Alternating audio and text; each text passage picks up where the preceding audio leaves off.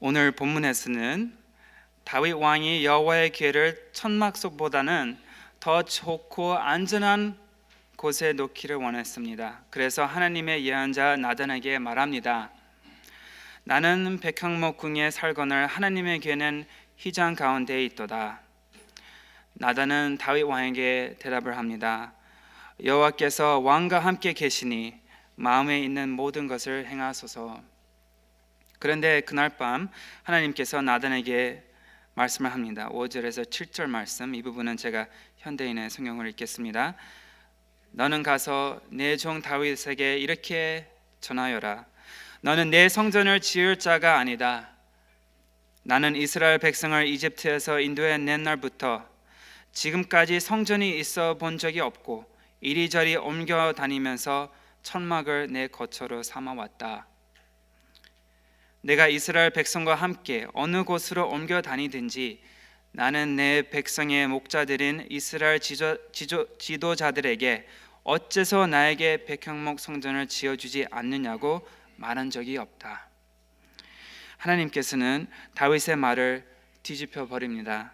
다윗이 여호와를 위하여 안전한 곳을 마련할 수 있는 게 아니라 오직 여호와가 다윗과 백성들을 위하여 안전한 곳을 마련해 줄 수 있는 뜻입니다. 또한 다윗에게 성전을 만드는데 노라고 대답하시며 새로운 길을 보여주십니다. 역대상 28장 3절에 다윗은 전쟁에서 많이 싸웠고 사람의 피를 많이 흘렸기에 하나님의 성전을 건축하지 못할 거라고 하셨습니다. 그렇기에 다윗은 그 대신 성전을 건축할 재료들을 다 모아서 아들이 건축할 수 있도록 준비를 해놓았습니다.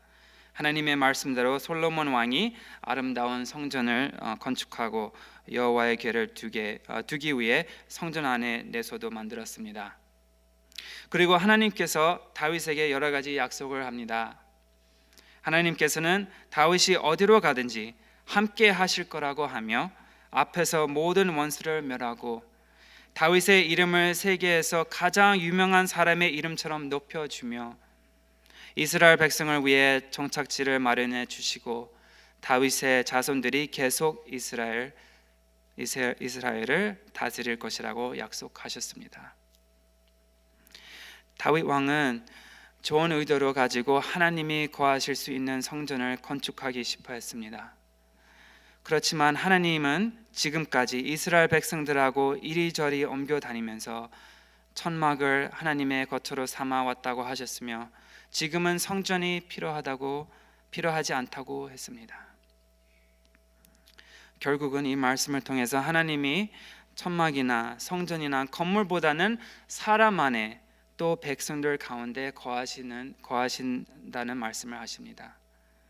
하나님은 이스라엘 백성들이 애굽 땅을 떠나며 가나안 땅으로 들어갈 때까지 천막에서 거하셨고 솔로몬이 성전을 건축하여 성전 안에 거하셨지만 결국 성전도 바빌론이 쳐들어와서 무너졌습니다.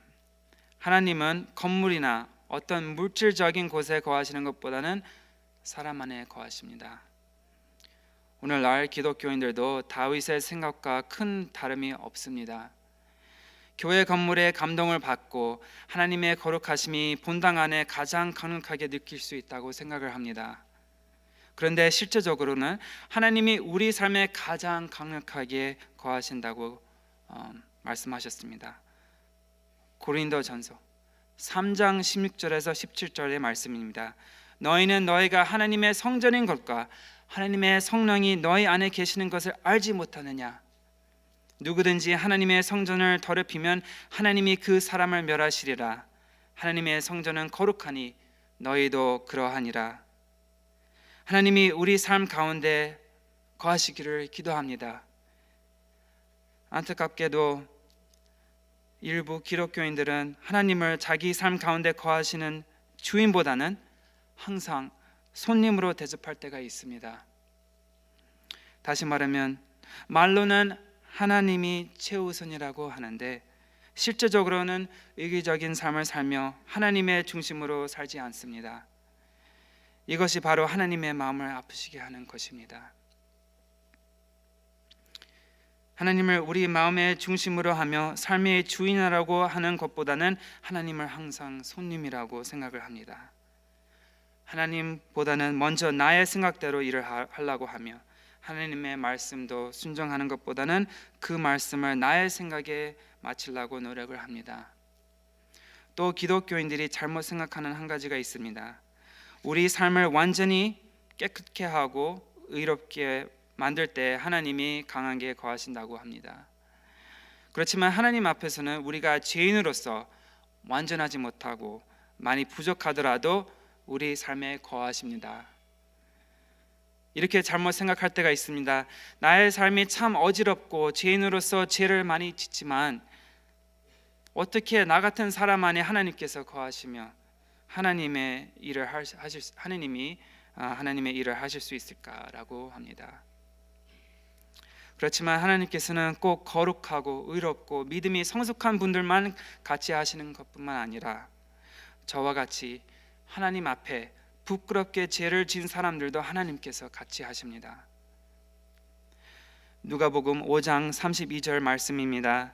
내가 의인을 부르러 온 것이 아니요 죄인을 불러 회개시키러 왔노라. 하나님은 우리가 의롭고 완벽하지 못해도 우리의 삶에 거하시고 우리 통해 일을 하십니다. 하나님은 실제 시간, 실제 상황, 실제 사람들 통해서 일을 하십니다. 그렇기에 우리는 우리의 마음을 하나님께 열고 하나님이 원하시는 일들을 깨닫고 실행해야 됩니다. 그리고 하나님은 영원히 있을 곳, 성전이나 건물을 원하시는 것보다는 우리 삶에 영원히 거하시기를 바랍니다. 그렇기에 하나님은 우리와 하나님의 관계, 또 서로의 관계를 중요하게 여기라고 말씀하십니다. 먼저 하나님과 나와 깊은 관계를 갖기를 원하십니다. 그냥 일주일에 가끔씩 하나님하고 교제하는 것보다는 일주일 항상 하나님하고 동행하고 교제하는 삶을 원하십니다.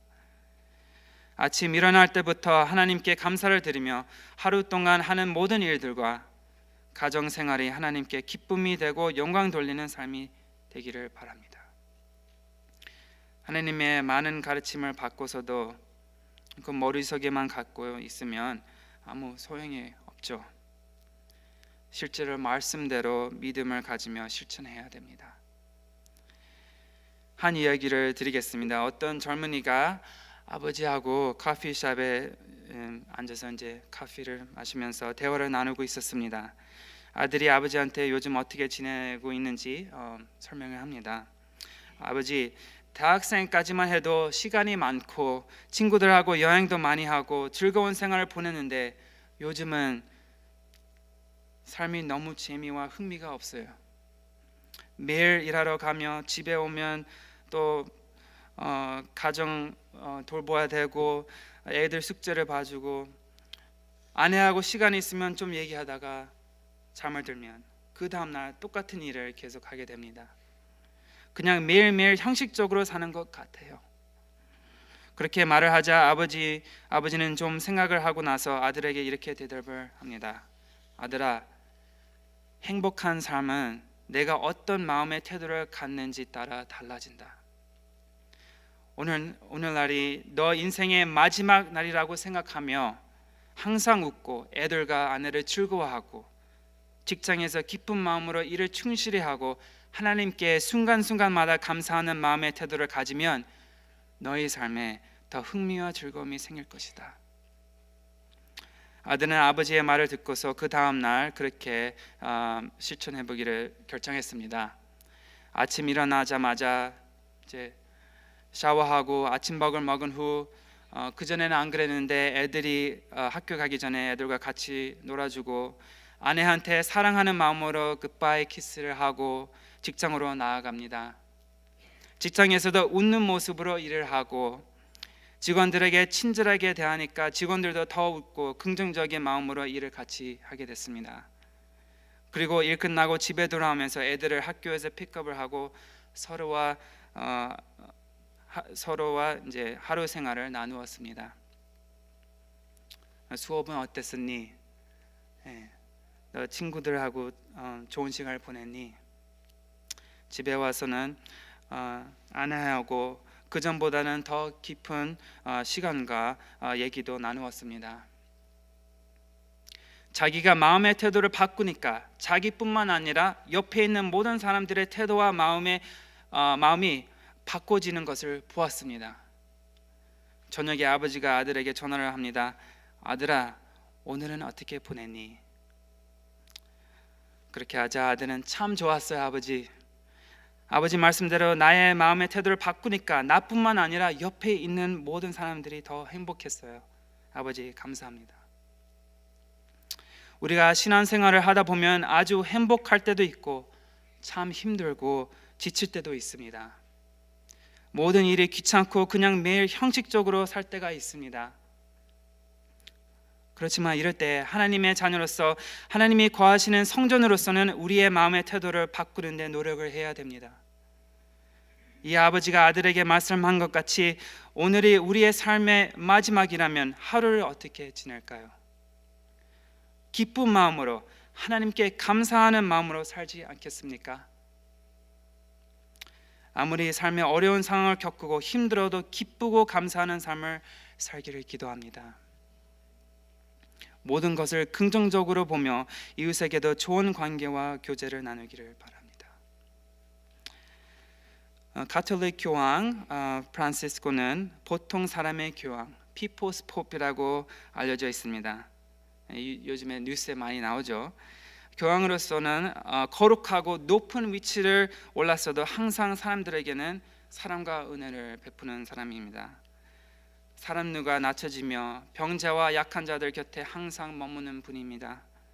또한 이 어렵고 폭력이 많고 문제가 많은 시대에 프란시스코 교황은 언제나 웃으며 긍정적인 태도로 사람들을 세우며 소망을 주는 것을 우리가 볼 수가 있습니다. 하나님께서는 이러한 인도자를 얼마나 기뻐하실까요? 오늘 본문을 다시 봅시다. 우리 그리스도인들이 다윗을 말할 때 그는 하나님의 마음에 합한 자라고 말합니다. 그렇지만 다 알다시피 다윗은 완벽하고 죄가 없는 사람은 아니었습니다. 믿음으로 큰 일들을 한 하나님의 자녀였지만 큰 죄도 지은 자입니다. 그의 죄로서 하나님의 벌도 받았던 분입니다. 그의 잘못으로 인하여 가정 안에 문제들이 생기고 이스라엘 나라가 갈라졌습니다. 부족한 죄인이었지만 다윗은 하나님께 최대의 헌신을 한 분이십니다. 하나님을 사랑하며 자기가 갖고 있는 모든 것을 다해서 하나님의 일을 한 분입니다. 다윗이 믿음의 조상으로서 존경받는 이유는 여러 가지 있다고 할 수 있습니다. 나라를 지혜롭게 이끄는 것, 적을 정복하고 승리한 것, 또 여러 다른 성공들도 있지만 오직 하나님을 그 삶의 주인으로 모시고 어려움 가운데서도 믿음으로 이겨나가는 사람이었기에 오늘날 우리들은 다윗이 유명한 믿음의 조상이라고 부릅니다. 사무엘하 6장 14절을 보면 여호와의 궤를 다윗성으로 가져왔을 때 다윗이 여호와 앞에서 힘을 다하여 춤을 추는데 그때 다윗이 배 에봇을 입었더라 라고 했습니다. 다윗은 사람을 의식 안 하며 하나님만 의식을 하는 분이었습니다. 자기 아내 미갈한테서 비난을 받았어도 다윗은 상관을 안 했습니다. 이렇게 하나님을 의지하는 사람은 하나님께서 더욱 축복을 해주십니다. 오늘 본문 7장 16절에 하나님이 다윗에게 말씀합니다. 내 집과 내 나라가 내 앞에서 영원히 보존되고 내 왕위가 영원히 견고하리라. 하나님은 이 약속을 지켜주셨습니다. 다윗의 나라가 영원히 보존되고 다윗의 후손으로 예수 그리스도님이 온 세상을 구원하시러 이 땅에 오셨습니다. 다윗과 여러 믿음의 조상같이 우리도 하나님을 열정적으로 섬기기를 바랍니다. 이웃이 우리를 볼 때 이런 말을 듣기를 바랍니다. 와, 하나님이 자기의 삶에 거한다는 것을 느낄 수 있네. 너만 볼 때 하나님의 기쁨과 즐거움이 보인다. 다윗같이 하나님을 우리 마음의 주인으로서 모시며 기쁨과 감사하는 마음으로 모든 일을 하기를 기도합니다. 죄인으로서 죄를 지을 때는 하나님께 잘못을 고백하며 용서함을 받기를 바랍니다. 우리 죄 때문에 하나님의 일을 하는데 주저하지 말고 하나님을 위해 열정적으로 뛰어나가기를 기도합니다. 그러면서 서로를 세우며 교회를 세우는 우리 영락이 되기를 기도합니다. 하나님은 영구적인 건물을 찾지 않습니다. 하나님은 언제나 움직이시는 분이십니다. 이스라엘 백성들과 광야에서 항상 움직이신 것 같이 우리도 항상 움직여야 됩니다. 우리 교인들이 열심히 움직이지 않으면 교회가 못 선장합니다. 하나님은 우리 삶 가운데 거하십니다. 우리 교회 가운데 거하십니다. 다른 것을 핑계내지 말고 우리의 마음의 태도를 우선 바꾸며 하나님께 감사하며 기쁘고 소망 있는 마음으로 살아가기를 기도합니다. 아멘.